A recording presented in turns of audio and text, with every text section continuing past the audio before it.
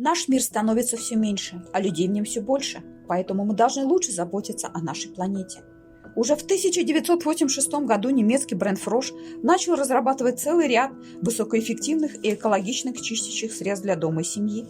Они безопасны для кожи, содержат натуральные компоненты, производятся в инновационной упаковке из рециклата, а значит, созданы с заботой о нашей планете.